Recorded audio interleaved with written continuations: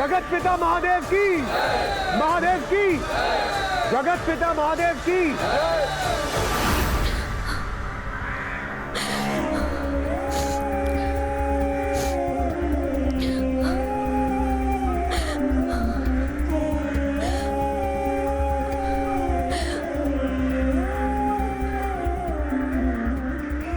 मुझे ज्ञात है तुम्हारे कारण जो महासंकट उत्पन्न हुआ उसका पश्चाताप है तुम्हें, किंतु पुत्र तुमने इतना क्रोध क्यों किया?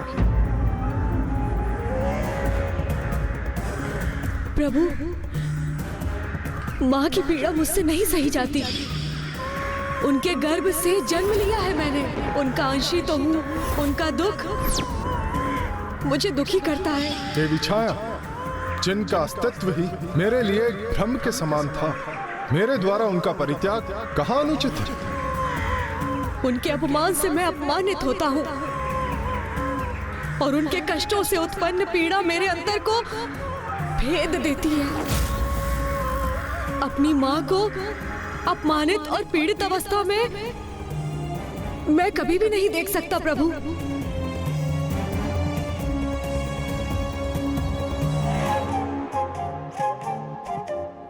तुम्हारी ऐसी अद्भुत मातृ भक्ति का साक्षी बन मुझे भी अपने जीवन में कमी का आभास हो रहा है।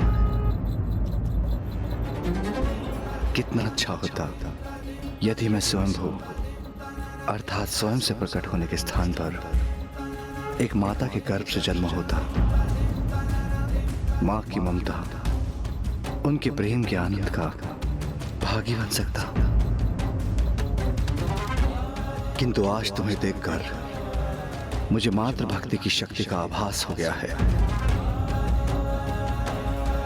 और मैं ये घोषणा करता हूं कि आज से समस्त संसार में मातृ भक्ति की शक्ति को ही सर्वोच्च भक्ति समझा जाएगा।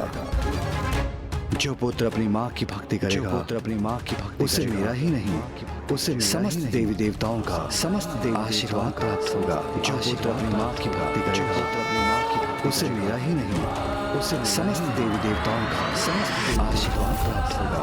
आशीर्वाद प्राप्त होगा। मुझे तो मात्र इतना ही आशीर्वाद दीजिए प्रभु कि मुझे अपना अधिकार भले ही प्राप्त ना हो, किंतु मेरी माँ वंचित ना रहे। उन्हें वो स्थान, वो आदर्श प्राप्त हो जो उन्होंने अपने सुख कर्मों से अर्जित किए हैं।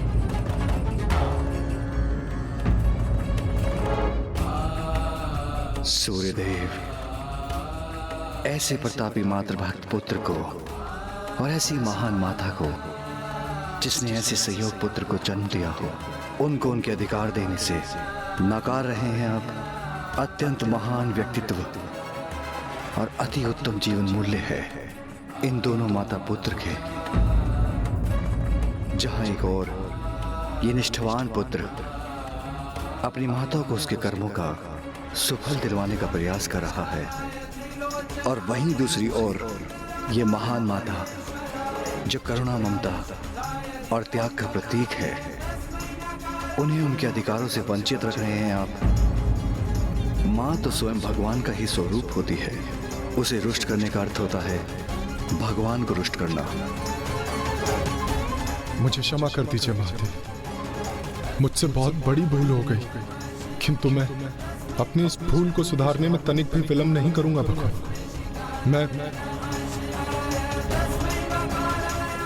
मैं इन्हें इनके अधिकार अवश्य दूं। मैं ये वचन देता हूँ।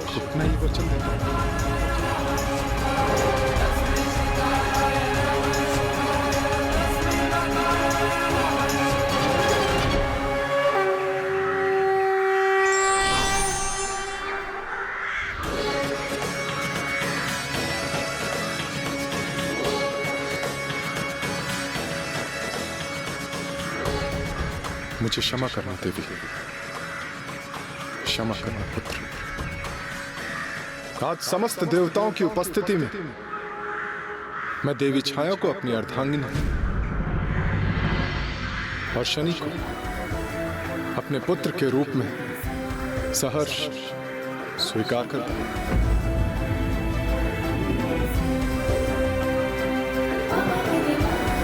सूर्यपुत्र की, सूर्यपुत्र की, सूर्यपुत्र की।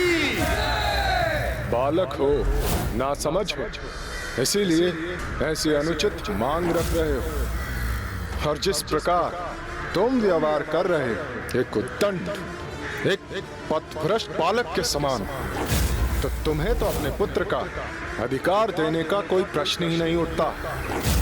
मुझे चेतावनी देने का दुस्साहस कर रहे हो। अपनी माँ की आज्ञा का पालन करना भी नहीं सीखा तुमने, उद्दंड बालक। उनकी आज्ञा सुनो और चले जाओ यहाँ से। रुकिए, रुकिए।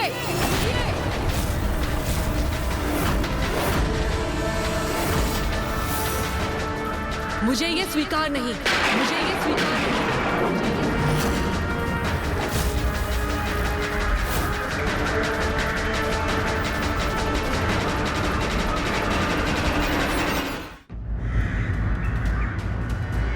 मुझे आपका पुत्र पुकारे जाने की कोई इच्छा नहीं।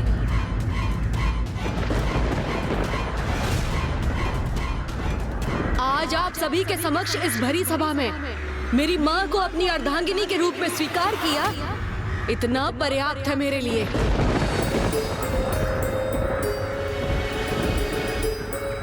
जिस पुत्र को आपने पूर्व में अस्वीकार किया था, उसको आपकी दया की कोई आवश्यकता नहीं। ये तुम क्या कह रहे हो पुत्र? ये पिता है तुम्हारे।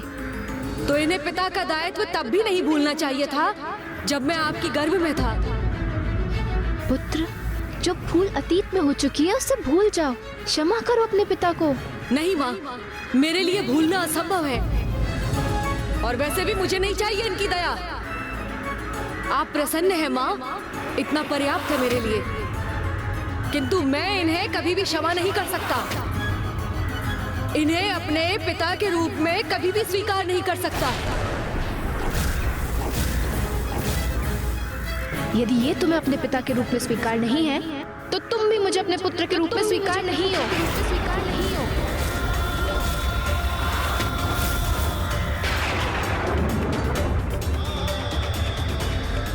हाँ, यदि ये तुम्हारे पिता नहीं, तो मैं इनकी अर्धांगिनी तुम्हारी माता कैसे हो सकती हूँ? जाओ, किसी निर्जल स्थान में जाकर ध्यान करो, तपस्या करो और अपने क्रोध को शांत करो। तब मेरे पास लौट कर आना और इन्हें अपने पिता के रूप में स्वीकार करना। तभी मैं तुम्हें पुनः अपने पुत्र के रूप में स्वीकार करूंगी, अन्यथा मुझे कभी मां मत पुकारना।